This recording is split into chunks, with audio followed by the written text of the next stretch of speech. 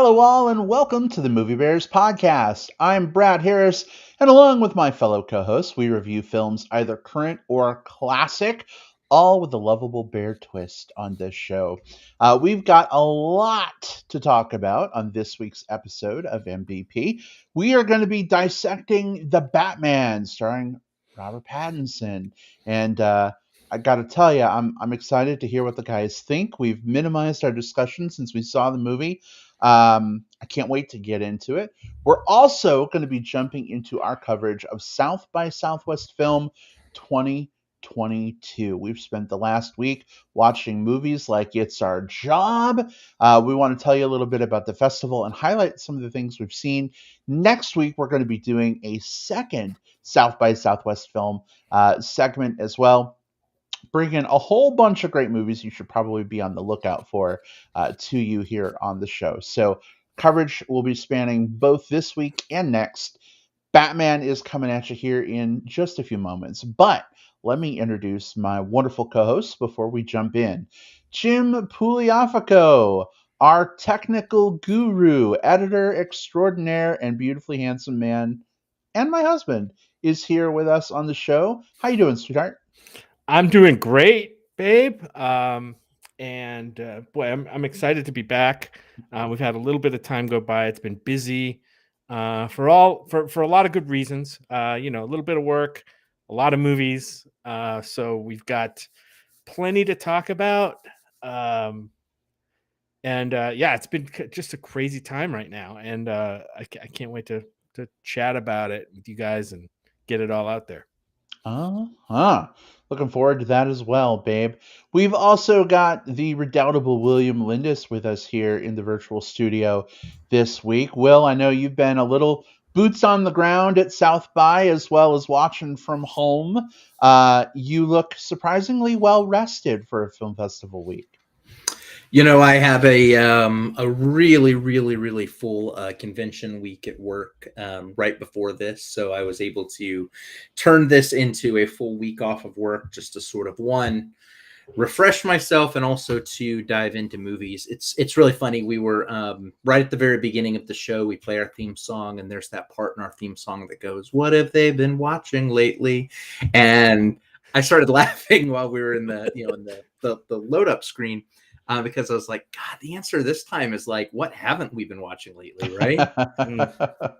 Man, I know exactly what you're talking about. There's so many films and TV episodes and shorts and all kinds of stuff at South by. I'm looking forward to chatting with you gentlemen about those a little bit later in the show.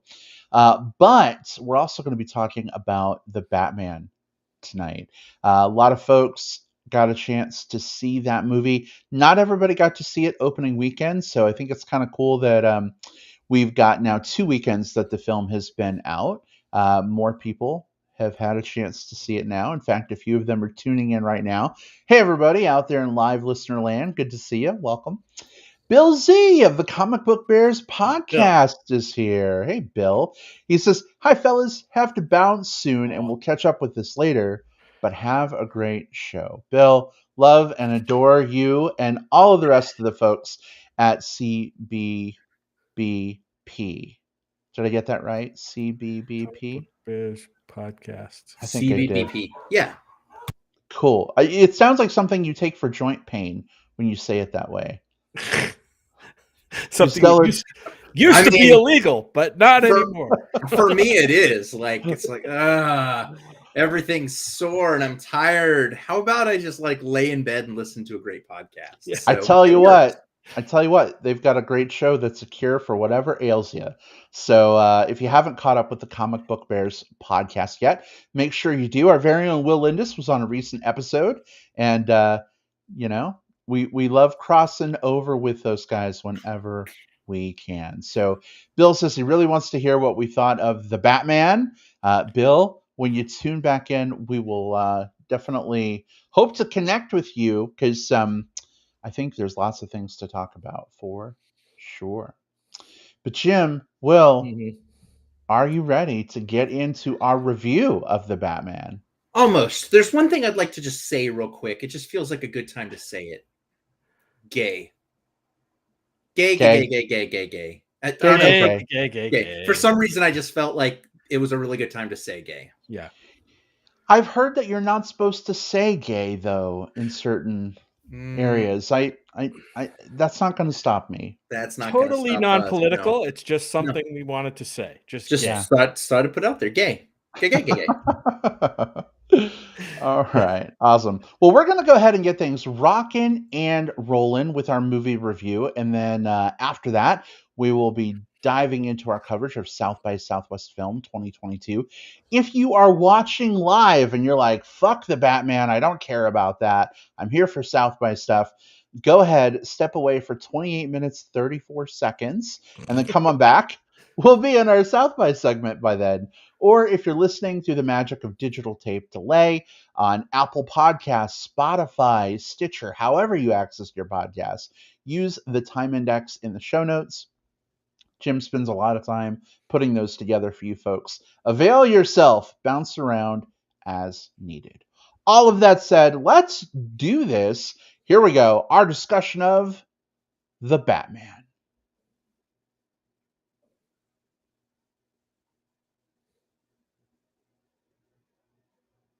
All right. So, Will, since you were on a comic based podcast recently, it seems only fitting that you kick this comic based movie off for us. I think most folks probably know what they're getting with a movie called The Batman, but give us a brief setup as well as your initial impressions. Was this worth seeing in theaters, at home, skipping? What did you think? Absolutely. So this is The Batman. This is the third relaunch of the franchise in the 21st century, which is pretty impressive to think about. Between the Ben Affleck and Christian Bale, and now we have the Robert Pattinson era of Batman. The Batman is directed by Matt Reeves, who's a director who's most notably gave us Cloverfield, Let Me In, and then 2 of the Planet of the Apes films.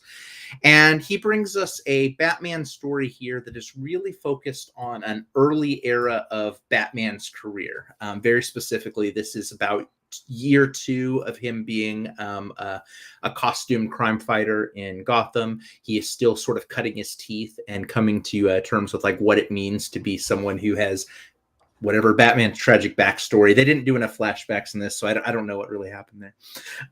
But this movie really has think Zodiac, think Seven, kind of like procedural crime, detective, noir-y, gritty feel to it, as the Batman is on the trail of the Riddler. In this case, less bedecked in green and question marks, and more a guy who uses riddles to taunt his pursuers as he goes on a sadistic serial killer spree through Gotham, taking out some pretty important political figures along the way.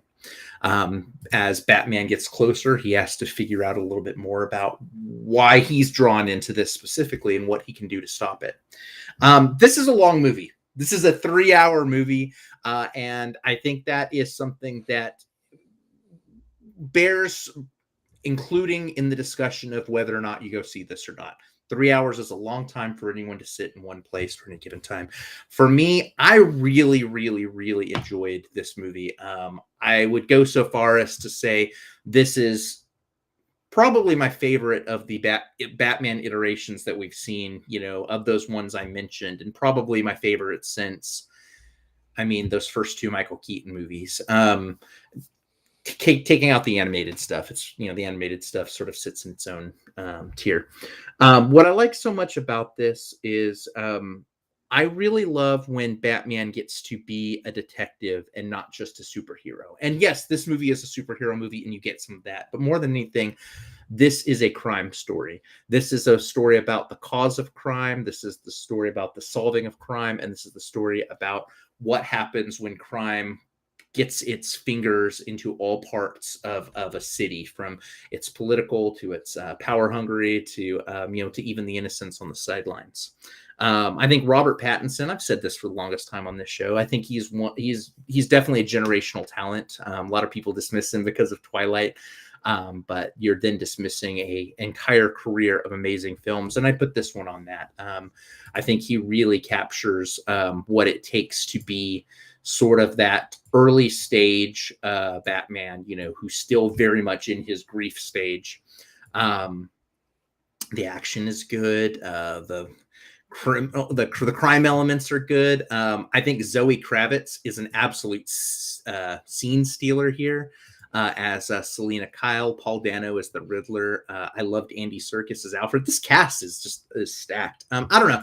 I think that there are going to be some people who are turned off by this because of its length and because it is less of a superhero-ish Batman. And that's okay. There's different flavors for everyone. But when I want a Batman story, this reminds me of some of my favorite eras of the comics. This reminds me what I want most out of the character, and it delivered on all of those things. So this was a huge success for me, and I'm really excited to see what they do next. All right. Well, sounds like it was a pretty big win for you, Will. Thank you so much for giving us that brief setup and weighing in with your thoughts. Jim, did that hit as well for you as it did for Will? Let me tell you, Batman hits. The Batman hits for me. Yeah, I'm completely on board with this movie. I wasn't sure what to expect going in because, being the elder statesman of this podcast, my cutting my teeth in terms of Batman goes all the way back to the 1960s TV series, which was pretty camp. It was played for camp, definitely a superhero, but campy, like really wry comedy, along with just straight ahead kind of, superhero versus villain of the week, kind of stuff. And, as a little kid, I ate that stuff up. And then the Batman movies came along. And they weren't quite that. They never, for me anyway, captured the energy or came close to kind of the flavor of those that series very much. I don't know why, but I don't think they were really that interested in going back to kind of that cornball camp sensibility, and that's fine. So I never really connected with the movies very much. I don't know a lot about them. I know Michael Keaton played. Christian Bale, right, played one. What's his name?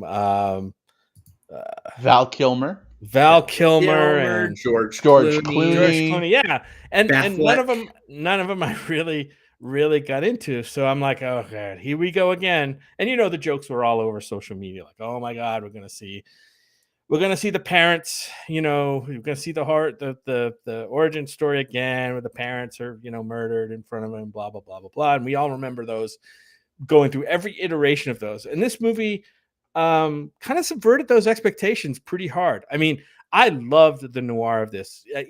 Will, you mentioned things like Zodiac, whatever. Think like True Detective, TV series. I love those kind of those procedural dramas. And there was just enough superhero comic book stuff in this movie for me. I'm glad they didn't go full on, comic book per se, but maybe more of like, what's the word I'm looking for, Will? Not comic book, but what's the other, where it's darker and gritty, pulpy.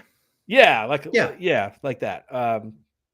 And so yeah, I thought I love Pattinson's performances in other films. Good Time, I love.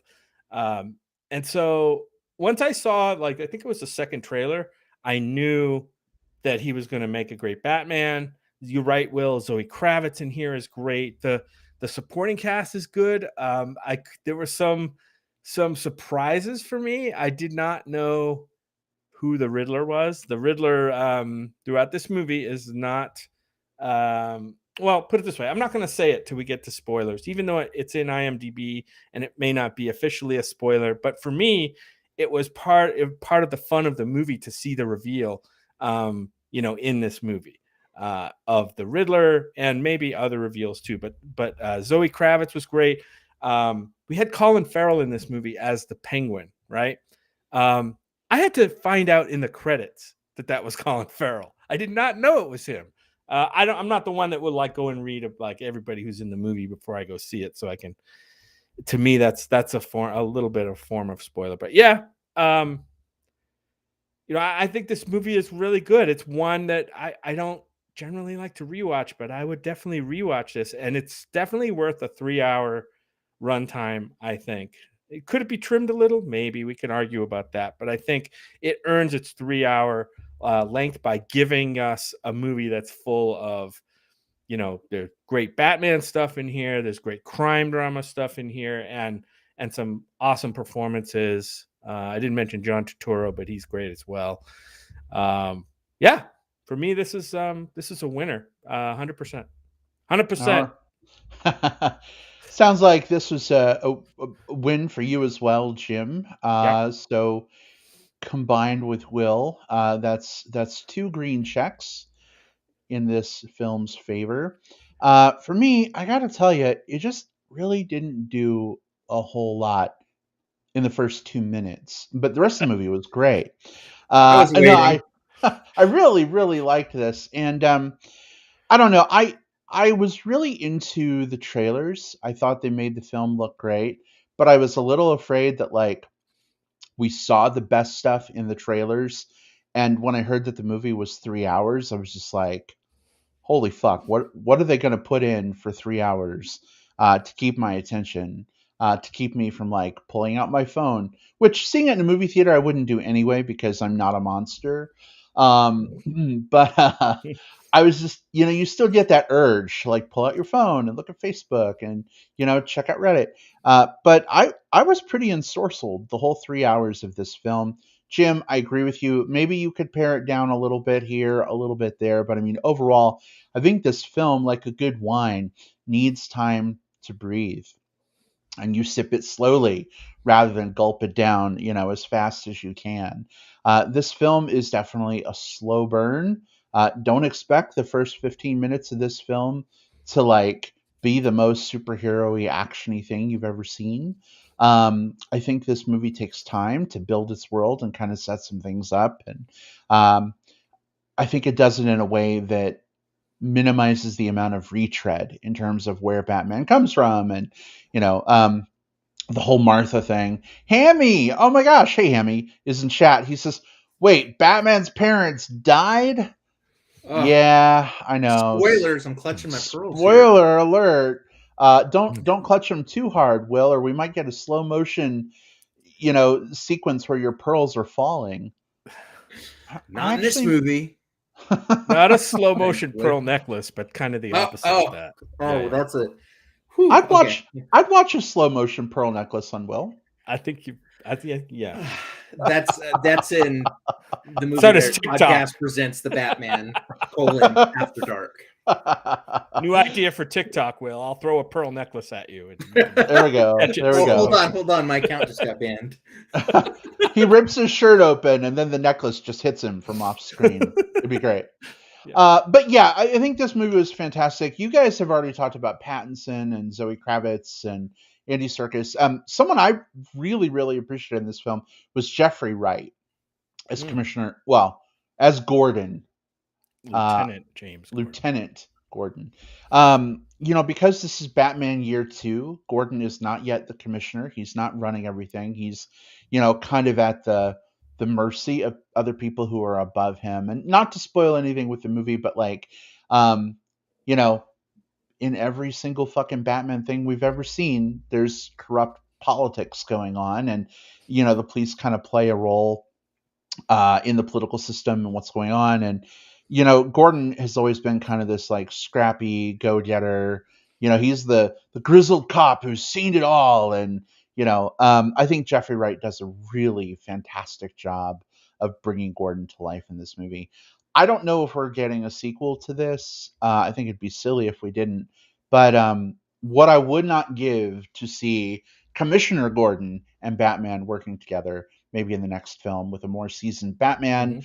I think they did a good job in this film without giving anything away, of showing that this is a Batman who's still figuring things out, whether that be his Batmobile, whether that be his suit or his gadgets. He he definitely is still trying to find that groove, and I think it works well, especially bringing Pattinson in as Batman. Um, an actor who, at first glance, you probably wouldn't be like, "Oh yeah, he's totally Batman." Like, no problem. I think it allows the actor to kind of like feel his way into the character and start to kind of put his own spin on some of the things, especially his version of Bruce Wayne, which I'm really interested in talking to you guys about in spoilers. So anyway, banking time so that we can devote that to spoilers. This was awesome. This was a great film. I definitely recommend, if you feel safe doing so, go out, see this in theaters. Otherwise, wait till it's available to rent or stream or whatnot. But yeah, this movie was the goods. Yeah, all three of us. Yep. Yep. It's a bat hat trick. Take that for what it is, but I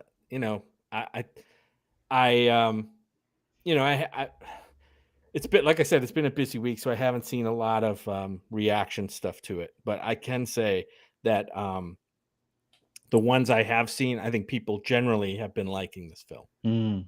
There's none of the I feel like there was some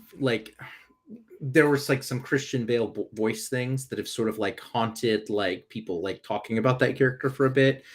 I'm Batman, like just doing that like really gruff voice. I really appreciated that. Nothing against Bale, but I think what Pattinson did here was he was able to, in that Batman voice, instead of going gruffer, he actually went softer and gentler in a weird way. And it was almost more menacing. It's like that thing, like, when someone's yelling at you, they're upset. But when someone stops yelling at you and they start talking in a low hushed voice, that shit's really about to hit the fan. And that's kind of what I got from his delivery as Batman, as this terror against crime. I like that. Not just menacing because it's softer. Really, from what I got from it was like it's almost like a more vulnerable. Like, yeah, he's a badass, obviously, right? He's a badass and does a lot of stuff, and we'll talk about all that. But like, the character has a vulnerabilities, right? You could we talked about a little. He's not really got his shit all together yet, especially emotionally. He's not like the super confident Batman that we've seen in other films, and even his Bruce Wayne character here, and we'll talk about it a little more, much more secluded, right? Or I don't know what the name is, but the word is for it. But like he's much more like away from the public eye. He's not him and Dick Grayson aren't playing chess in the and having tea served by Aunt, what's her name? That's what's sort of interesting here, because this is a Batman who, I think all of the Batman stories, every Batman story has a narrative arc, right? Bad thing happens, Batman has to stop it. Here's the obstacles he faces. Here's how he triumphs. They all have an arc, but I don't think all of them have as well defined a character arc. A lot of times Batman doesn't have to necessarily make a change. He has to figure out how he's going to deal with this particular crisis. This was a Batman who, not only through the course of this movie, he had a character arc. He had things that he had to learn and grow and develop and do. And this is also a character who is still left at the end of this story with more growth and more arc to happen. And I like that. This is a Batman they can do a lot of different things. This is a Batman they could do a Robin with, which I don't think we've seen in a while. So there's a lot of really, really good things that this story spawned at the end of it. It left us with possibilities, not just, every comic book movie has some of those like kind of Easter eggy kind of like what ifs about what may happen in the next movie. But what I'm most excited about in the next movie is where the character goes next. And that's a cool feeling. Yeah. Yep. Absolutely. And I think the relationship that develops between Batman's character and Catwoman's character, the Zoe Kravitz character, is based on kind of a I don't know, I get this I feel their relationship a little bit more because we know that they're both kind of flawed or damaged individuals, right? And they built that the relationship works because we know they're both a little damaged, and they kind of they're drawn to each other. And I think that comes across in the movie, and in a comic book action, crime drama movie, for them to pull that off, I think was really great. Yeah, absolutely. Well, fellas, how about we move on into spoilers? Are we ready? Yes. All right.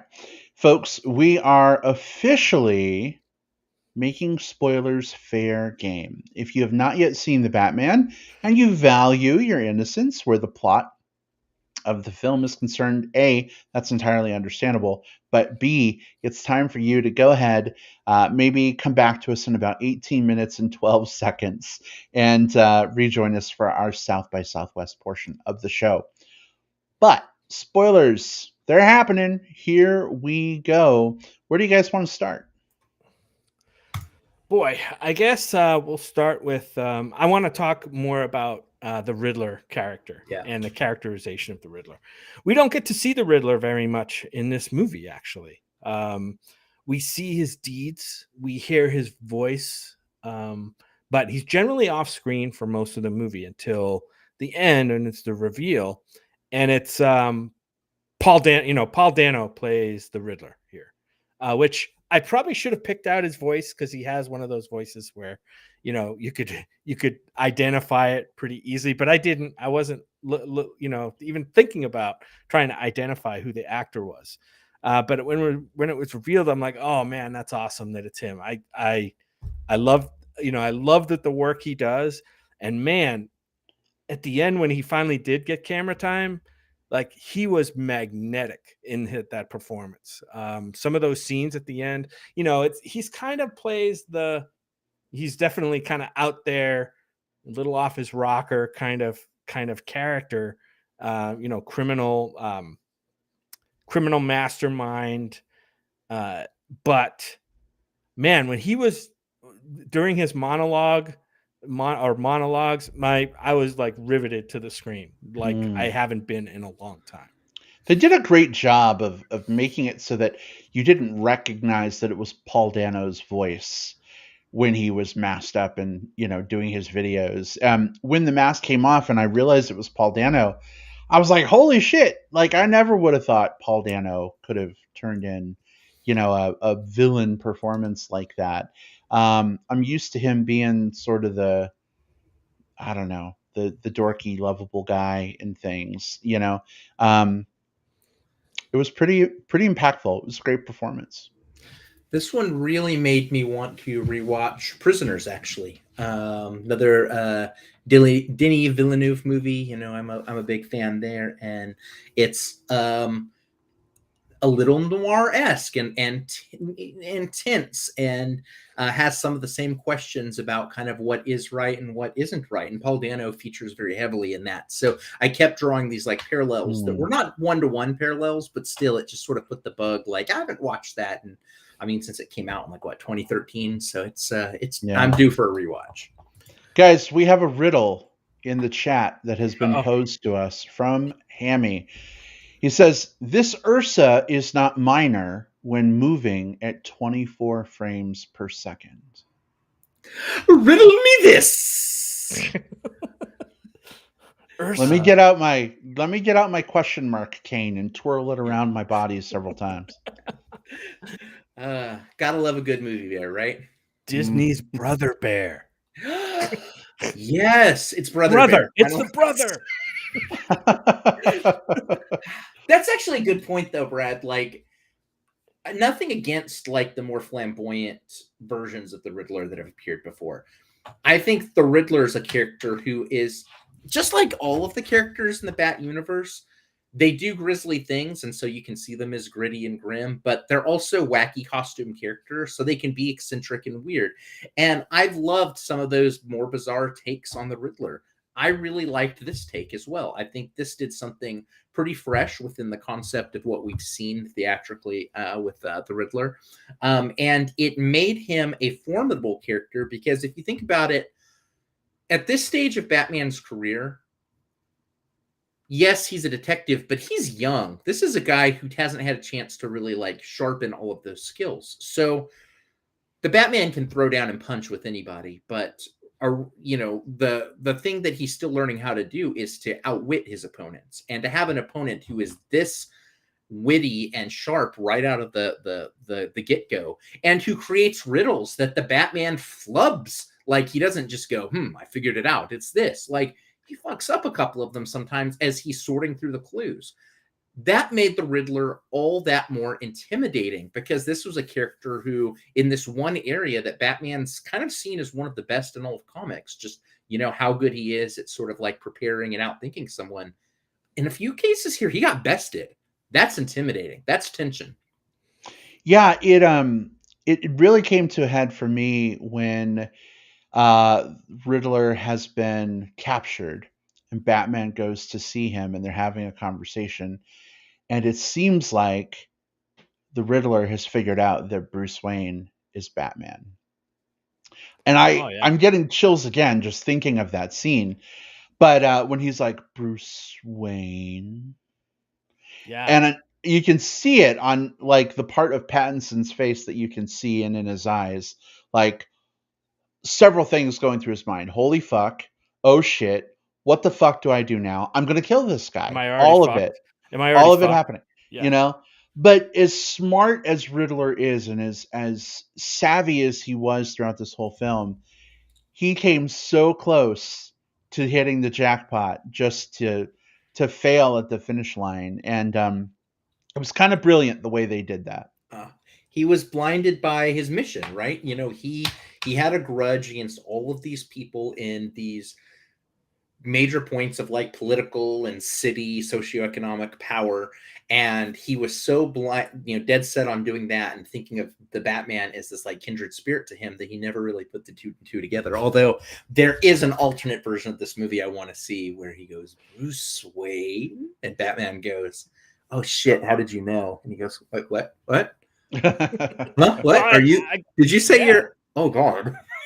I mean, I gotta say that, like, I'm not so sure, maybe he tripped up and he got captured. He's in Arkham now, blah, blah, blah. But like, this guy, this villain is 2 to 3 steps ahead of everybody else, right, in this film. And you got to wonder at the end, even when he's captured, isn't he maybe still 2 or 3 steps ahead of everybody? And we'll find out maybe in the next movie. I hope we get to see more of him. The other thing I liked about this movie is like the murders that were happening in this movie, or the things that were like orchestrated by the Riddler, were actually to put Batman as a detective on the path of someone else, right? Like he's, we got the whole John Turturro thing, right? And his character and his dealings. He's also a villain, right, in this movie. And I think, the Riddler has figured out a lot of shit that's been going on in the city between Bruce Wayne's family, the Carmine Falcone character. There's like, they're all interconnected in a way. And I thought they did that so smartly. I can't wait to see where it goes next, to be honest. Yeah, it was nice seeing this was a Riddler who, as much as anything else, he sort of used the Batman to get to his end game, right? He and again was so deluded that he thought the Batman was in lockstep with him, like playing the game with him. That makes for an even more intimidating villain. He's intelligent, he's witty, he's clever, he has all of these machinations, but also he is so blinded to reality in these certain areas that he's become more and more dangerous as a result of it. Of course, he's not the only villain in this movie. We get to see I think a pretty fun version of the Penguin. One of my favorite versions of the Penguin is definitely the version of him that is basically like a mob like ringleader. He's like the Tony Soprano. This is a guy who understands that there is always a power vacuum in Gotham, and there's always going to be someone like doing whatever the big crimes are, and he's a guy who positions himself to profit personally from that. And we got to see this here again. Nothing against like the Danny DeVito Penguin was a lot of fun, in a lot of ways. But this is a Penguin who is just a dude who was a really, really sharp opportunist who also knew when to get the fuck away and start running. And I thought that was clever. We didn't see I get they could have done like him fighting with umbrellas and stuff like that, but instead his big fight scene was how fast can I drive away? Cool. I like that. So can we talk if did I misread the film when it came to Catwoman? That there was a gay relationship going on there, right? That was pretty plain, right? I don't know if it Or was a was it gay kind relationship. of a protector kind of a relationship, or both? I mean, she seemed to be kind of into him too. So I Yeah, don't know that she's gay. Maybe she's bi. Maybe she's bisexual, pan. I mean, we don't know. right? But it did seem like they had set up a relationship between her and her roommate, right? Her friend. They've really Friend, been leaning most recently into the comics, in really making sure that any of her bisexuality isn't just like gay baiting, but it's actually like explicit. And I don't mean like explicit, like multi-dimensional. but it's like it's shown on stage. This is a character who has had like in some books, even right now, or in some stories, you can make the argument that Batman is the love of her life, but in some others, she also has these loving, strong relationships with female partners. And so I think what I liked about this here was we got to see that without anyone ever going like, no one at any point stopped Catwoman and go, wait a minute, you like chicks and also dudes? Like, because they didn't have to. What we found out was this is a character who had some sort of loving relationship with this one woman first. How far that goes, we don't get to see a lot of it. We just know that she would go to the ends of the earth for her. And then we also get to see that same style of flirtation and attraction she feels towards Batman is reciprocated too. So I took it as bisexual, pansexual, somewhere in there, that this was a character who had a relationship and is also magnetically drawn to this other guy and is able to do both because it's 2022 and I don't know what year it is in the movie, but it's 2022 and we can do these without it like triggering like a gay panic type situation. Yeah, and she's I think what makes her a great compelling character is she's multidimensional, right? Not just her personal relationships with her roommate or even with the Batman, but like we find out that Carmine Falcone is her dad, right? In the film, and also she's got a lot going on there. There's a lot of stuff to crack that yet, and I'm looking forward to her coming back in the next movie. Although at the end of this movie, did she go away? I forget. Yeah, she decides to go upstate to Bloodhaven, I think, and help other people there. But that doesn't preclude her from coming back. No, she could just pop up during the next crisis and be like, "Hey, I thought you might want a little help." Yeah, man, I'd love that. Yeah. I think this was just so clever too that we got to see a version of the Batman who we joked about it. Like every single version has had like the slow motion pulling of the pearls, and we get to see the trauma of the past. This character is affected by the trauma of the past, but it really explores that much more from the perspective of this version of his father that he saw was multidimensional as well. Like this wasn't just the paragon who died in the alley and made me a superhero. This was a complicated guy who made some pretty major fuck ups of his own. May have been into some shady shit himself, right? So between what we see with Batman exploring that, what we see with Selina Kyle and Falcone, what we see with the Riddlers, with his issue with like the orphanage and stuff like that, this is a movie that really let those, like, for lack of a better word, like daddy issues, and like those issues with father drive a lot of the story without it coming across as like Martha as like we saw in BVS. Yeah. I know we're probably getting close to having a wrap up, but we should probably talk about the Stinger just a little bit. Yeah. When the Riddler is in Arkham at the end, we hear another voice in maybe an adjoining cell, and I recognize the actor's voice right away. And I'm like, ooh, that's Barry Keoghan. I wonder, and it's pretty obvious, I think, what his character is going to be possibly when we get another movie, which, I mean, based on the success of this, I can't see how they wouldn't do another movie. But I believe that the common understanding is that he'd probably be the Joker character. So I'm mixed on that. I somewhere in the depths of my soul, I was hoping that like this Batman movie would connect with the Joker movie that came out, oh yeah, and that we would have these two face off against each other. But that's not going to I happen. mean like Joaquin Phoenix kind of character. I don't know. Maybe I don't know if there was any speculation about that before this movie. But maybe a cool idea. But man, that Joker movie was so controversial. I don't know if they wanted to crack that nut again. I don't know if that was a factor in them going kind of in a new direction or not. I think the fun thing here is that we really get to see it be whatever the story needs it to be, right? Like, you know, I think that there's a lot of baggage tied up in the Snyderverse right now, and I think the properties that have been most successful there have been the ones that have played closer to the edges, like the Suicide Squad, Peacemaker stuff, or even when Aquaman's at his best, when he's just sort of off doing Aquaman stuff, you know.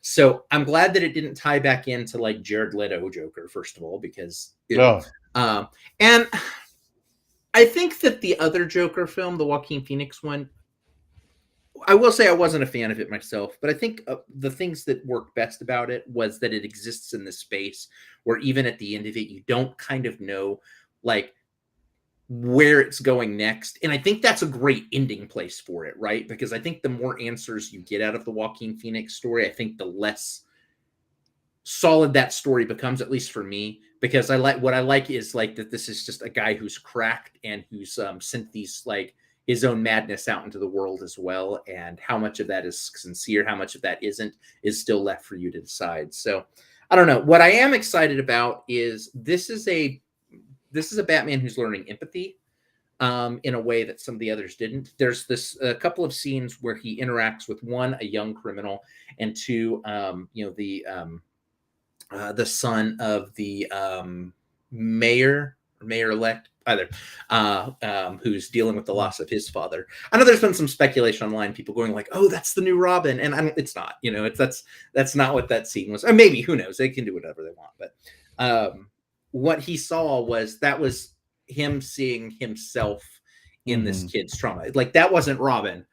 That was Batman, essentially, right? You know, he saw himself there. And he was able to, through those scenes, learn to deal with his own grief a little bit.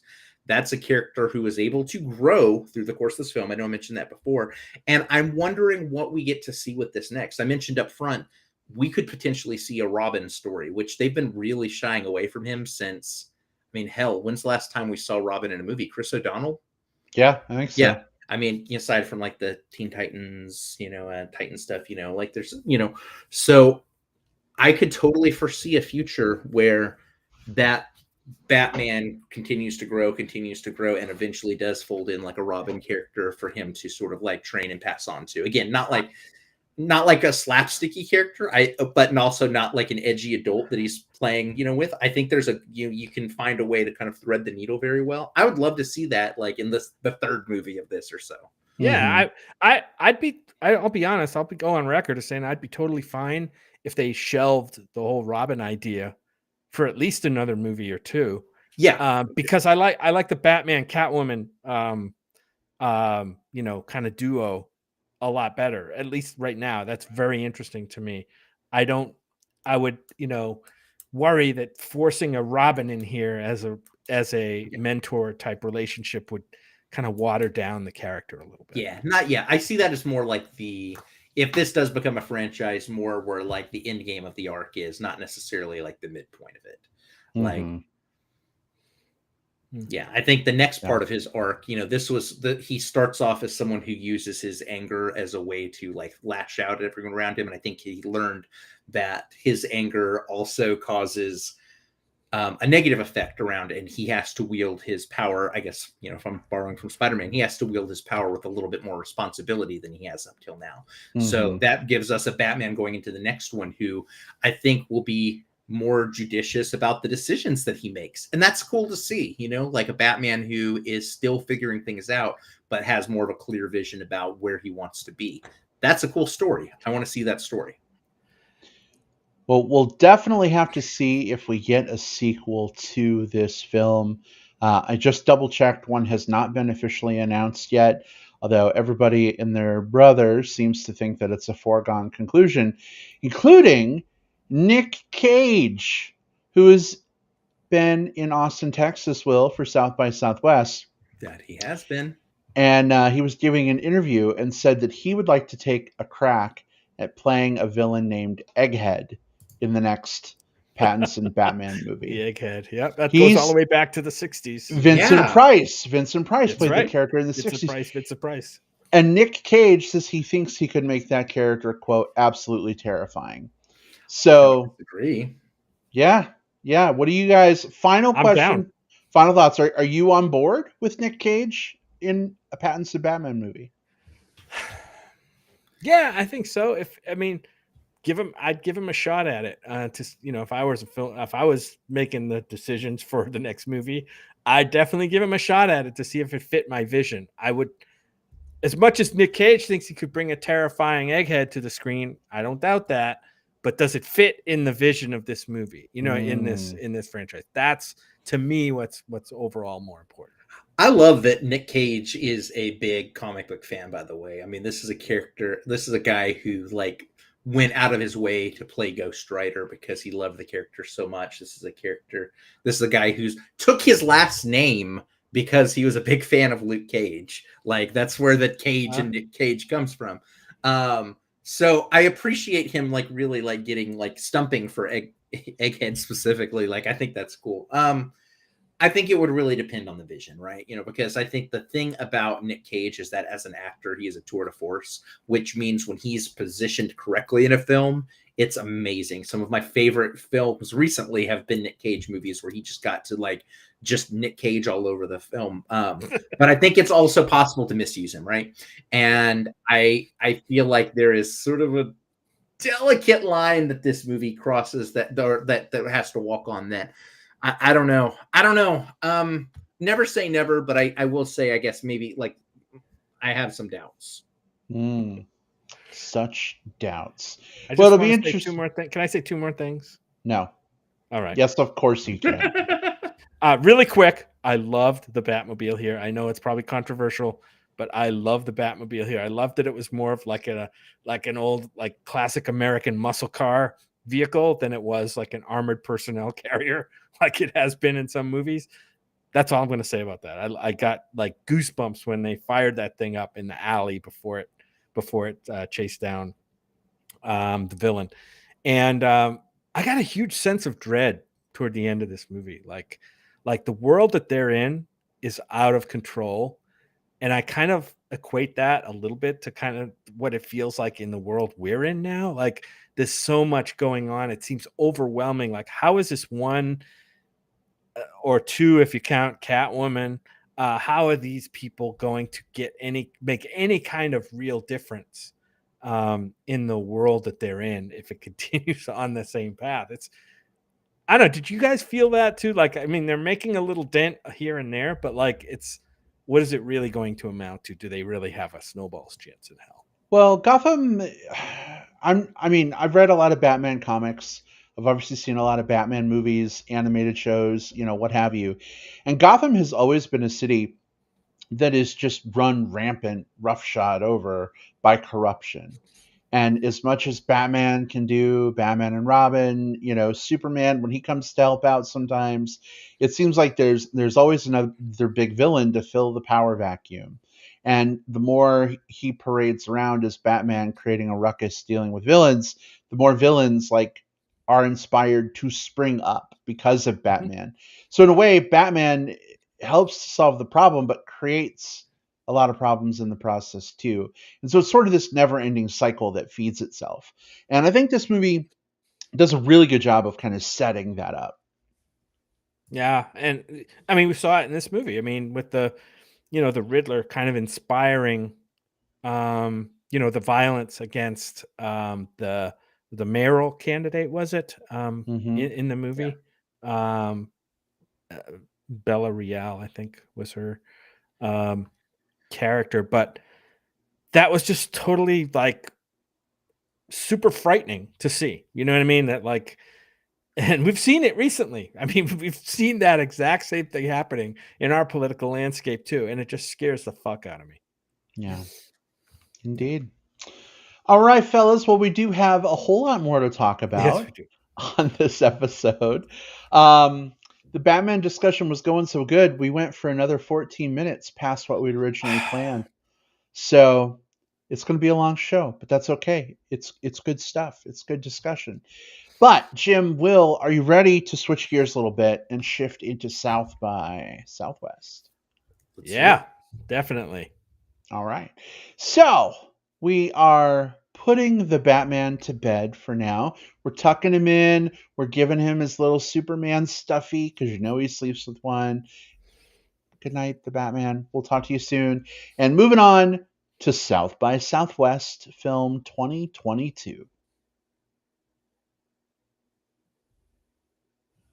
All right. So, Jim, for anyone who is unfamiliar with the acronym SXSW, tell us, if you don't mind, a little bit about what South by Southwest is, and get us going in our conversation. Sure. South by Southwest. So it is a film festival, or actually, it's an annual festival in Austin, Texas. Multimedia, music, education, gaming, film, of course, which is what we'll focus on. But it's a huge festival that happens in Austin every year.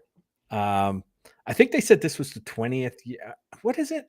Was it the 20th year or something? For at least the film portion. But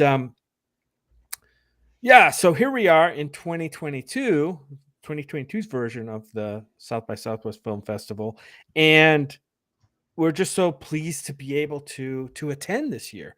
2 years ago now, exactly 2 years ago, we were getting ready to go to the festival, and that was right in the early spring, March timeframe when COVID hit, and it kind of wrecked the plans pretty much for everybody and everything that year. That was in 2020. So that was a huge disappointment. But the film festival bounced back last year, 2021, with an all online or all virtual festival, which was great. And we got to report on that here. A lot of films we saw. And this year, they were both back in person and online.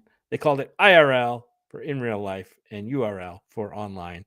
Brad and I participated online primarily because we just weren't quite ready to travel and be in crowds yet, even though, God willing, we're kind of getting over the COVID hump. I don't want to say that we are or jinx anything, but I think hopefully we're moving in the right direction.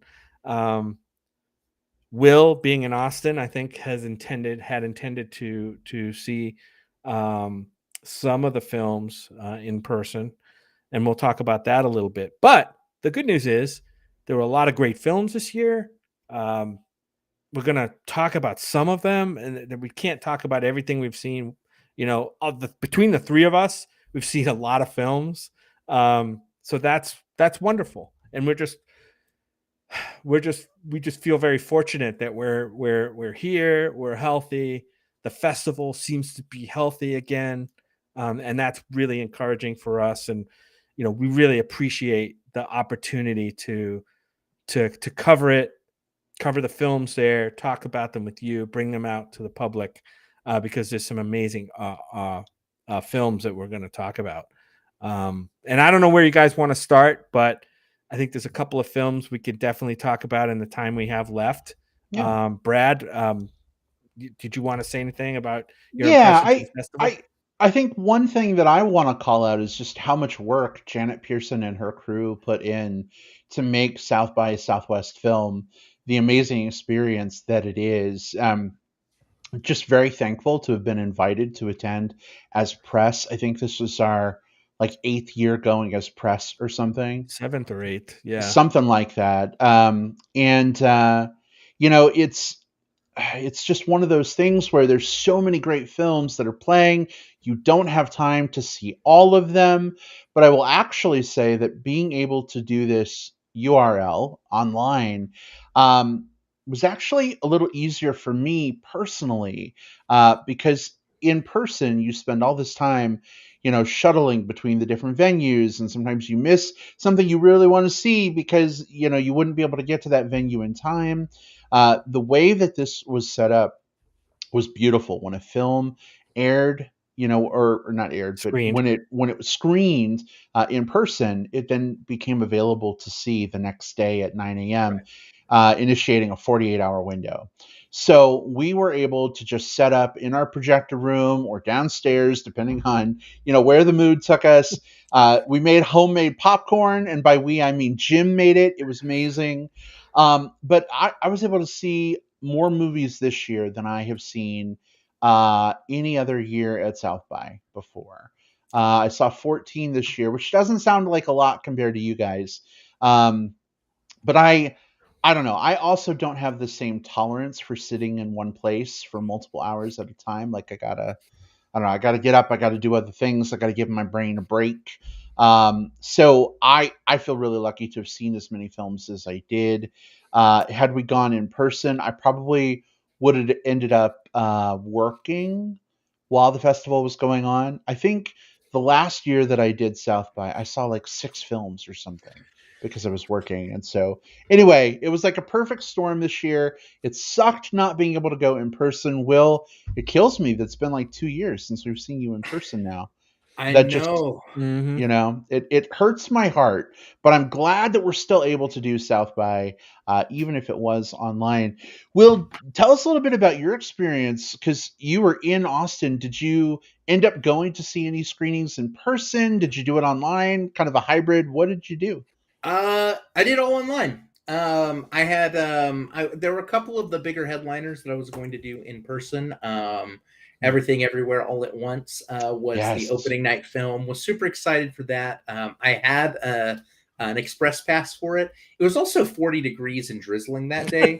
Ooh. And the weather immediately picked back up and has been beautiful all week, just beautiful. But that day it was really cold. And a little backstory on like the festival, when you go to the headliner films, even with an express pass, they tend to book out a lot of it with like, industry, not for press, because if so, Industry we would stuff, have yeah. it's like industry, Talent. studio invite, talent, all of that stuff. Mhm. So express pass you'll get in, but you're going to be kind of at the sides and backs, and then if you're a regular pass, like the first few will get in, but like there's not a big guarantee because it's just it's a big venue, but there's just less seats. So you have to get there early if you want something good. And I was looking at like, okay, I'm going to try to be there about 2 hours early. And I let my dogs out before I was getting ready to go. And I'm like, man, it's cold the 3 minutes I was doing this. I can't do this for 2 hours. The movie comes out in 2 weeks. So I opted to stay inside and do the online portion of it. And Brad, much the same to you. I was able to see more.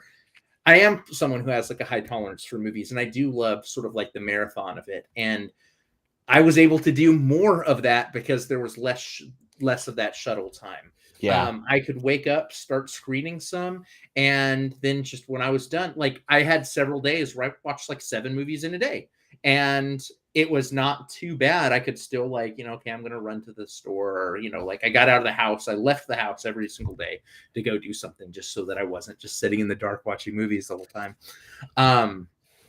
Brad, I know for you, like you mentioned, there's been several times where you'll be here and you'll leave work. You'll then hit right at the time rush hour traffic hits. Yep. You'll get down just in time for like the 7 o'clock movie, maybe see one, and then you can't stay for the midnighter because then you're stuff morning. You're So for work. you're Right. you're using an entire evening to maybe watch one film, which again is like watching a movie every night for a week is a lot, and that's something that like we should say, like there's some people who don't watch 14 movies in a year, let alone in a week, Brad. So you still watched a lot of movies,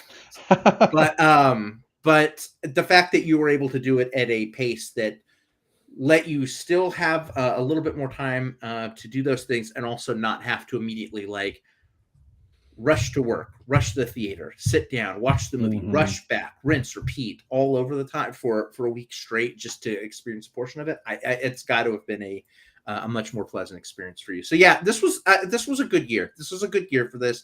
I miss doing some of the in-person stuff. I miss seeing you guys. I have a group chat going with some of my local friends here. A couple of them were going and doing some of the downtown screenings, and we're sending pictures and satiating my FOMO. A couple others were just doing the online only as well. But it was really nice just to see this become a year that things are starting to kind of snap back into place, but I think they're not fully snapped back into place. And I really appreciated this year doing the hybrid format, so that regardless of your comfort level and regardless of, we didn't know if a new surge was going to happen around this time. Fortunately, we weren't in the middle of a March surge. We could have been.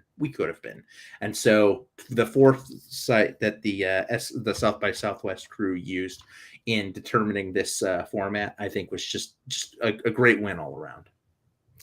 Yeah, I mean, we definitely, for those of us who don't mind diving in and watching movie after movie after movie, this was the online festival experience is a double-edged sword. It allows us to see and experience a lot of movies, and then hopefully talk about those on the show and bring those out to folks that listen to the show. But what it doesn't give us very much of, it kind of it takes away in terms of the experience of being in the same place with a lot of other movie lovers, whether they be critics or just people who attend the festival. And some of these folks we've seen at the festival year after year after year, and develop some kind of like a casual, acquaintanceship and fellowship with, that happens, every year during that week in Austin. And I do miss that. I obviously we miss being with you, Will, but we also miss, seeing those friendly faces, whether they be bears or anybody else at the festival. So, and being able to share our live, impressions of films as we see them, right? Standing in line in the queues and stuff. It's an experience that's part of the experience that we don't have. So it is a double-edged sword, but still, I'm happy to see that the festival appears healthy, on its way back. Hopefully, like the health of the folks, of everybody, people who would go to see movies. And who knows, next year, if we're in it, I'd like to have more of a hybrid experience, maybe. Yeah. Yeah. We got a room for you. Well, we appreciate that, and absolutely, Jim, you make a great point. There are other critics and reviewers and podcasters that we get to see every year when we go to South by. We get to hang out with, but it's just one of those things where, having the festival in this format, you just don't get as much of that like connectivity. I think it would be really cool if, like, I don't know, there were like a South by Southwest film Discord, and maybe you had like channels for like, like a narrative channel or a documentary channel, and you could chat with people about what you've seen and what you like, to kind of mimic some of the in-person chats you could have. Like a film discussion group. Yeah. I bet you, if something like that doesn't exist, I think something like that would go over really well. Just to draw a parallel, there is a Fantastic Fest Slack that doesn't get used a whole lot, and then until the festival happens, and then it's just like boom, boom, boom, boom, boom, boom, boom, boom. Yeah. So to that exact point, just like maybe let's be the change we want to see in the world and set something like that up for next year. Yeah. It doesn't have to be an official thing. It doesn't even have to be like a tens of thousands of people thing. If it's, the 12 people that we know that are going, that all want to join in or whatever, that's community, we can sure. So, yeah. I mean, we could maybe we should contact Janet and offer to host it as the Movie Roast podcast. Be like, hey, whoa, let's start it up. Let's do That's this. ambitious. I don't know. I wouldn't know the first thing on how to do it. It sounds cool, and I love the idea. I'd We'll have to I'd throw that pro- one around. I'd Just probably spend my week moderating, instead of That's the watching movies. that's the No thing. spoilers in this. That's the You thing. It know. would be all like, you'd be all moderation unless so Mhm. it'd be a good service to provide, but also like there's a certain part of me that's also like, now that you mention it, it'd be great if someone else would be the James that I want to see in the world. All I right. mean, we could. Yeah, you're right. I mean, we're busy watching movies. I was thinking maybe this like a daily 1 hour Zoom meetup or something. You know what I mean? Like during the festival, meet up, t- enter the Bears Den or so, whatever, and talk about the Mhm. films you saw today. In the morning, each morning. I mean, just and like so people can just sort of have like a chance to like get their coffee and sort of Coffee like with the that, Bears. Yeah. Yeah. Oh, Coffee with that's the a fun Bears. idea. I love Yeah. that. I Yeah. love that. Anyway, I know we're short on Yeah, time. why don't we do this? Did you have Yeah. anything else before we talk about a couple of movies, Jim? Generally, no. I mean, like we said, we're going to be talking about a lot of the films we saw this week. But since we're short on time and we're still actually seeing some films, perhaps, we're going to talk about just a couple of films that we saw this week. Brad, I think we picked a couple, did we? Yeah, we did. So the two movies we picked, we're going to chat a little bit about. One is called Mama Bears, and the Go other figure. is the other is I Love My Dad. So let's start with Mama Also Bears. figures. I know, right? Uh, it's because Patton Oswalt is in I Love My Dad, Yeah. and he's pretty popular in our community. So Mama Bears is a documentary about a group of mothers, parents who wanted to essentially, at Pride and other events, be stand-in moms. If you don't have a mom to support you as a gay, bi, queer person, they're offering free hugs. They're offering to be that mom for you. It's become this like international movement. Absolutely, all of these moms have come out. I think there's something like 35,000 strong at this point, and yeah. So it's a documentary. Jim, I know you're super fond of Oh documentaries. man. What did you think of this one? Yeah, I really love this movie. It's filled with empathy and love, and that's the message, because that's probably, I don't know what their official mission statement is for the Mama Bears organization, and we could probably put the link in our show notes to the organization.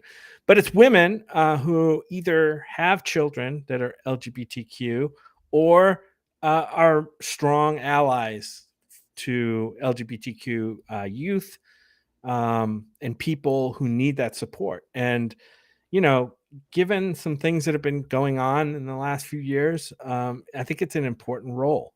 There are a lot of bad stories, sad stories of youth who didn't have that support. Just really terrible outcomes sometimes, right? And this movie talks about those. But I think the message that comes across in this movie is we just need the empathy, and whether it comes from these women or just just general neighbor to neighbor or friend to friend, I think it's important, and I think that's the messages of this documentary. It's a really good documentary that, in a very strong field of documentaries this year, like probably the strongest field of documentaries in any festival that I've been to in my, since I've been watching movies. But so yeah, this one definitely holds its own among those, and I was just really happy that we got to see it. Yeah, How about you, Will? What do you think? Yeah, I think one of the things that's so interesting about this one is that the subjects that it chooses to follow are not, for the most part, aren't women who came by allyship naturally, right? And what I mean by that is I think there's some people who almost feels like, they pop out of the womb and they're just like gay rights.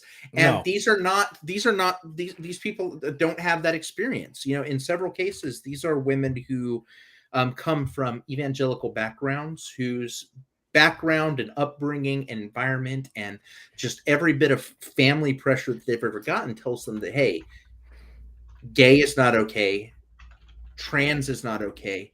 And these women, through most of the time, at least from the ones that got focused on in this film, when their child came out as gay, when their child came out as trans, they had to make a hard decision, right? Like, am I going to love my child unconditionally, or am I going to let those same things that I believe my entire life also harm this child who is at a greater risk of, let's face it, suicide than than anyone, than other groups, other non-marginalized groups, right?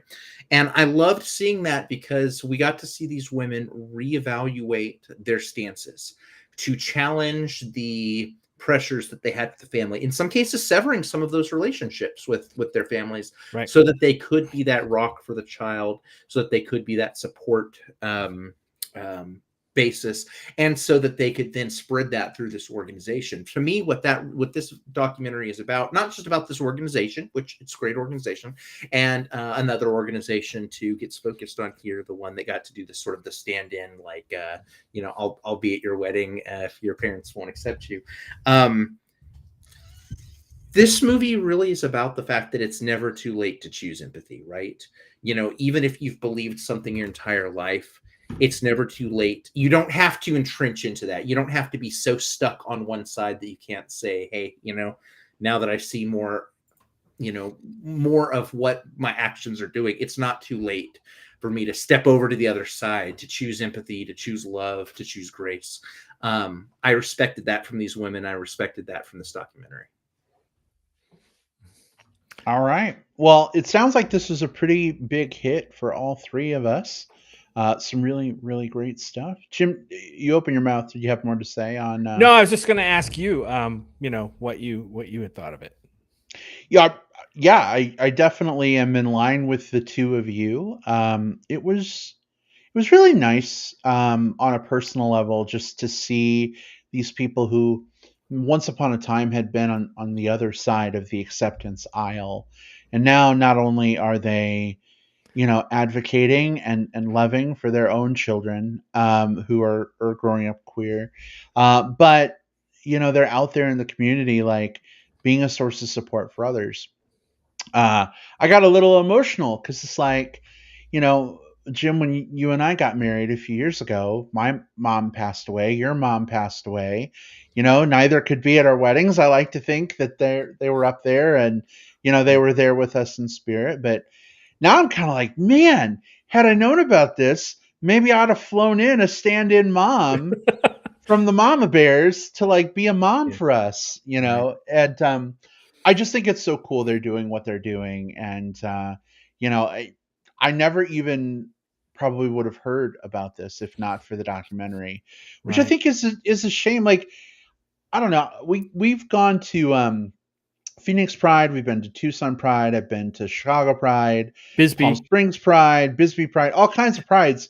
And like, I've never heard about this organization, and they have been out there doing their thing, for years now. So it's like, I want to know, what can we do as an LGBTQA plus community to like help get the word out? Obviously, talking about the film on this podcast, I think, is helpful, but man, I think a lot of the different queer groups need to step up and help get the word out about the Mama Bears, because they're amazing.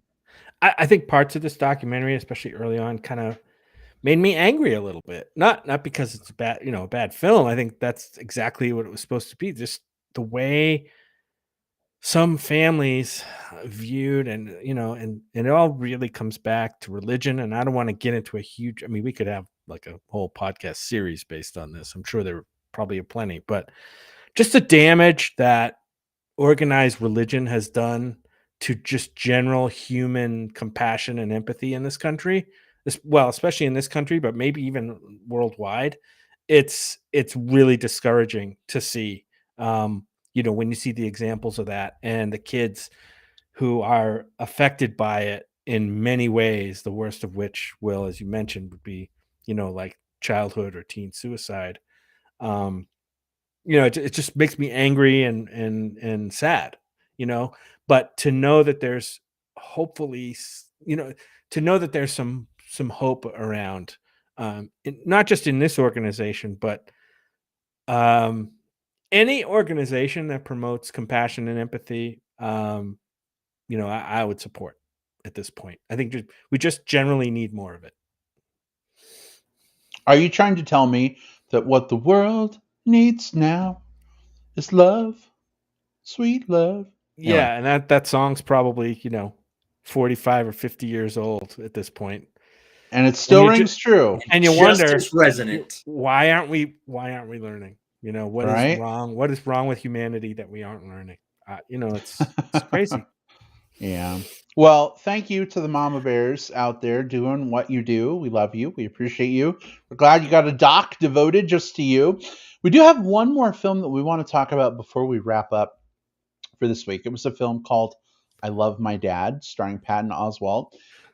You're going to want to see this movie up front. I'll just say this because there's some great eye candy in this film for our community. I'll just leave it there. But this film stars Patton Oswalt, who plays a father who is estranged from his teenage son. And in order to try and keep tabs on what his son is up to, maybe figure out why the estrangement is happening, as a means of being part of his son's life, he decides to take a girl's pictures, make a fake account, and basically catfish his son. That is the setup of this film. I really loved this movie. I thought it was fantastic. In fact, it won the jury award for Best Narrative at South by Southwest. So it's a really phenomenal film. I'm sure it's going to be coming your way soon. I don't want to spoil anything from it, but I will ask, Jim, did this movie trip your trigger? It was interesting. It's an ooey gooey premise, right? I mean, just Brad and I. Here's a little behind the scenes. Brad and I are huge fans, as a guilty pleasure, of the TV show Catfish.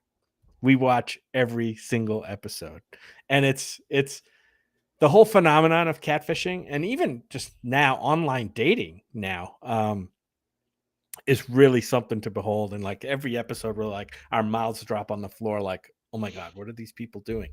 And in this movie, there's a lot of that. It's kind of a ooey thing. You have a dad, full, middle-aged dad, catfishing his son as his desired girlfriend. It's not even his girlfriend. It's just a girl that he that the dad made up, basically based on somebody the dad knows, to try to get closer to his son. Right? Great intentions, terrible means of accomplishing it. And that's where, this is kind of like a comedy drama, a dramedy. There are some very uncomfortable scenes in this movie, but I think that's the point. I think that the movie wants to push some boundaries to try to make its point, and I think it's successful at that. How about for you, Will? This is going to be one of those ones where it really does depend on your comfort level with what I would call like cringe humor. This is a comedy movie that really leans into the main character being put in an increasingly set of tricky situations of his own making, and having to either bail himself out of it or dig himself deeper. And I know that there are some people who watch those types of movies and they're just like, oh no, don't do that. And it can be an uncomfortable watch. I think there are others who really do sort of like, ooh, how's he going to get out of this? What's going to happen next? So I think there is going to be a little bit of that goes into any individual audience. I think Patton Oswalt was really solid in this. Patton Oswalt's always great and stuff. I think he's just one of those guys who, I don't know, I like seeing on my screen. He always feels like such a warm presence in whatever he does, to the point of, I think there are probably several timelines where this movie doesn't work at all. By casting someone else in this role, I think it could very easily come across as I don't know, like really creepy. Yeah, it is Mm. creepy. Don't get me wrong. Some of the stuff that happens here is creepy. It could come across as incredibly like uncomfortable, and it is uncomfortable. Don't get me wrong, but I think that Patton Oswalt has this sincerity to him where you can tell that this is a character who keeps doing these pretty bad things, but you can see at his core it's because there is a genuine need for him to like reconnect with his son. And I think again, if you had put this in another actor's hands, I don't think you would have had that same warmth and that same sincerity. Patton Oswalt was the perfect pick for this. So I liked this. I don't know. This wasn't one of my absolute favorites from the fest, but that's okay. What I do like about it in terms of what it brings is this is a movie that doesn't flinch, right? This is a movie that knows exactly what it is, leans into it, and really, really, really doesn't feel like compromising what it is just to make a more palatable movie. And give me those every single day, right? When I'm at a film festival, I want something that takes a big swing. Yeah, I mean, Patton Oswalt is perfect in this role. He's good at these kind of like bumbling everyman type of role. I mean, we've seen him. One of his best roles that I remember is like young adult. I thought he was great in that, and this is kind of a similar role. Obviously, this is like 10 or 15 years after that, but really good. I also want to call out the young female lead in this, Claudius Celuski. I don't know that I've seen her in anything, but she really like got my attention in this film. I mean, obviously she's beautiful, but I thought her deliveries and just her screen presence were fantastic. So yeah, I think she's one to probably look for going forward. She has 3 credits. This, something called DeadCon, and she was in Billie Eilish, The World's a Little Blurry, which was a documentary, not a film. So interesting. Not a narrative. So I wonder if she's a singer. She might be a singer. Maybe she's a singer, or maybe just kind of like in that circle. Yeah. Now I'm super curious. Okay, Google. We must figure it out. Babe, what'd you think of this one? I think you liked this one too, right? I liked it a lot. Yeah, it definitely made me uncomfortable at several points. But I think that's by design, I'm trying to figure out what the message of the movie is still, and that's hard to talk about without going into spoilers, but the importance of family, I guess, is right up there. But people just in general, can we just please not catfish people? Could that be a thing that we could all embrace? As much as I love the show Catfish, and Jim, you're absolutely right. It's a guilty pleasure. We have an episode of that and Picard to watch tonight, by the way, after the podcast. So get ready. But it causes so many problems, and they don't end like they would in a nice Hollywood movie, typically. So. I have some answers on Claudia Celuski now. Ooh, all right, share them. So, she is a YouTuber who one of the major things she does is she does interviews for Teen Vogue, which includes, I remember they did as Billie Eilish was getting more and more popular every few years, they would get back with her and say, hey, you've got 50,000 followers. What's it like? Oh, I don't know. You've got 2 billion followers. What's it like? Just sort of checking in with her.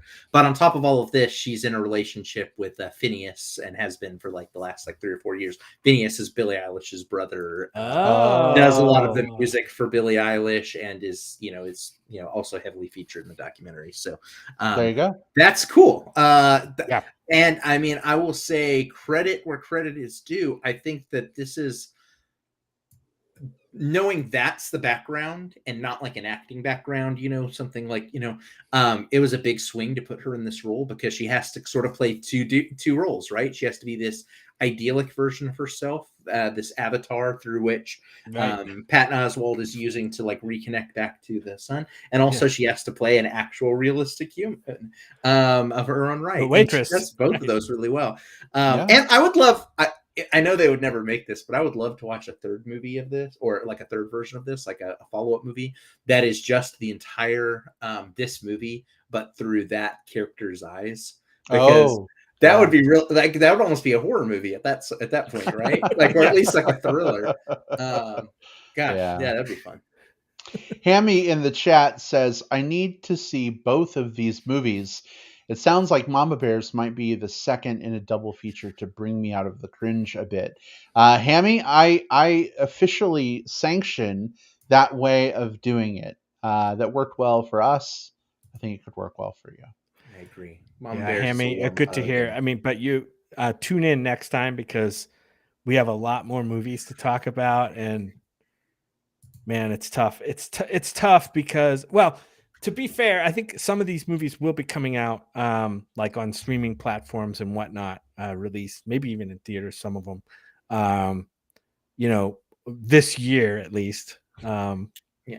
So some of the headliners are playing this weekend. Like X played at South by Southwest. yeah, Playing this weekend. Next weekend is Lost City of D. So you're right. Like there's some that are going to have like a really quick ramp to release, and then some, just like what we normally see with festivals, it might be a year longer. right. Hammy would appreciate this. You know, one of my favorite films from Fantastic Fest of like 2018, I think, was this film called The Long Walk, which just came out like for DVD and or Blu-ray, DVD, and streaming release within the last month. And it's been hard to be like to stump for it for so long, knowing like, gosh, I just need people to see this movie, but there's no way that they can. Yeah. You're like, heck, I want to see it again, and you can't. Yeah, and I know. know that's going to happen when we talk about some of these films that we're talking about here. Some of them are going to come out right away. Some of them are going to be ones that we're going to say, put them on your radar, cross your fingers, follow them on their social media campaigns. If it sounds interesting, give support where you can. Mhm. You know, because those types of things help with distribution. You know, if someone with money knows that someone wants to see a thing, if enough of those eyes and voices say, hey, my wallet's going to talk, it helps get those films in front of you quicker. It absolutely does. And I would also, just as kind of final thoughts here, I would encourage anyone, and we're going to talk about South by Southwest a whole lot more in our next episode as well. We're probably going to run down a whole bunch of other movies that you should see when and if you can. And here's why I say if. It is a question that comes up a lot. Is it worth it to attend a film festival, especially now that you can do it online? My answer is always going to be yes. And the reason for that is you might get to see films that are amazing, best movies you'll ever see in your whole life, that don't get picked up for distribution and never make their way out into the wild. That totally happens sometimes. Oh, go ahead. Oh, yeah, and not because they're not great movies, and sometimes it's just because they hit a trigger for you, right? Mhm. They're a great movie for your sensibilities, and like knock you over, but for some reason they just don't catch on. And but yeah, go ahead, Brad. I'm sorry to interrupt. No, that's okay. That's exactly where I was going with this. You might see things that are really incredible, life-changing film that you might not be exposed to or get to see just because they don't get picked up for distribution, or maybe it's years before they get picked up for distribution, and when they do come out, you don't hear about them. So start looking now at film festivals like South by Southwest, Fantastic Fest. There's all kinds of festivals out there. Some are more expensive to attend than others. Some of them you might have to save up for a little bit in order to go. But it's absolutely worth it. So look at local festivals. Look, a lot of times what happens on the film festival circuit is they go through certain films will go through like the bigger, like air quotes, prestige festivals first, and then they'll make the cycle through kind of state and regional, because a lot of films want to have world premiere, international premiere, state premiere before release. And so some films have that runway that you can follow, right? So you can usually get a pass for local fest for like under $100, and usually they're like a 3-day weekend or something like that. So it's an easy time commit to get in on. And in addition, a lot of times these local festivals will program local film talent as well. And so you'll be not only supporting these films that are not yet released yet, but sometimes the filmmakers in your community. I've worked on I've worked for years doing LGBTQ film festivals, helping to put those out there, as well as the one I'm working with now does music documentaries and music films, and is getting sort of like those types of stories out there as well. There are so many different film festivals here in Austin. There is one just for Jewish film and Jewish filmmakers, one that is all Spanish language, the Cine Americas. There's an Asian Pacific Islander festival. All of these festivals exist just within this one town. And Austin is a film community, but it's not the only film community. It's not the only place where these things exist. So just look for whatever you got. Come to one of the big ones. Come to South by Southwest. Grab a beer with us. We'd love that. But if that's not in the cards for you, find a place where you can support film locally. Take a chance on a film. It may not be the new Avengers movie, but you might be surprised with just how rich and engaging and creative some of these films that no one's ever heard of, air quotes again, actually can be. Indeed. Good one, Will. All right, well, we're going to put a pin in South by Southwest Film 2022, and come on back to that in our next episode. If people want to chat film, though, between now and then, Jim, where can people connect with you online?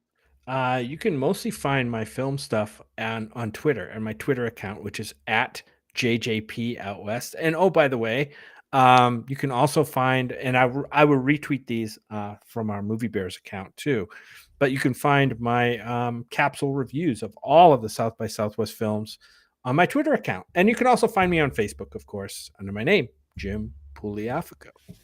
All right, excellent. And Will, how about you? First of all, co-signed to following Jim on his Twitter account. We both went kind of different directions for where we wanted to do our capsule reviews, but I've been loving reading Jim's over on Twitter. It's hard to get those reviews into those 280 characters, and Jim manages it somehow each time. So 100%, please follow Jim on Twitter. For me, for the same version of that, I've put all of mine up on Letterboxd, so give me a follow on.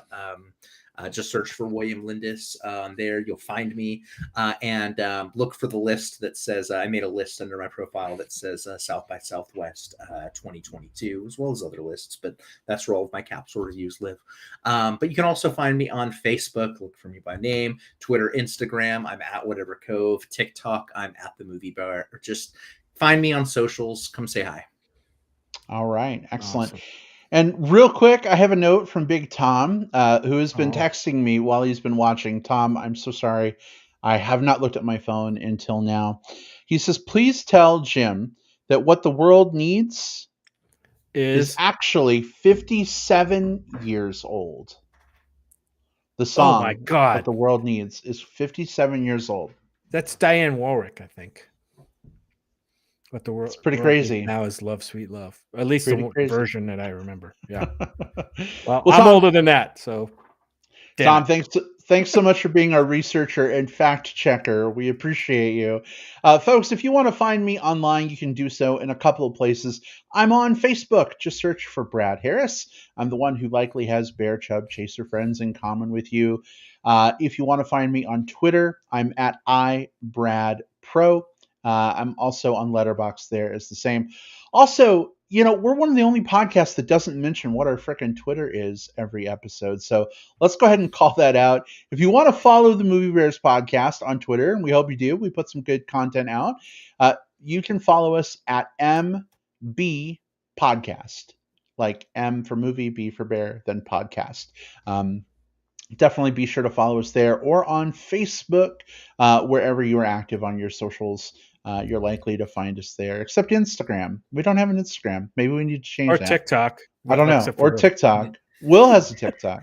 I have a TikTok.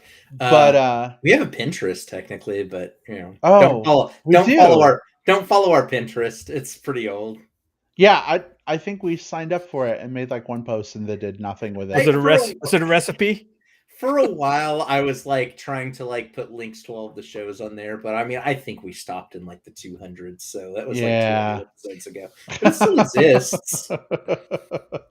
All right, folks. Well, thanks so much for hanging out with us this week. It was great having some of you in the chat. Daniel Jensen was here, by the way. He says, all of you stay safe, please. Absolutely, Daniel. Thank you. You as well, Daniel. We hope the same for you and your family.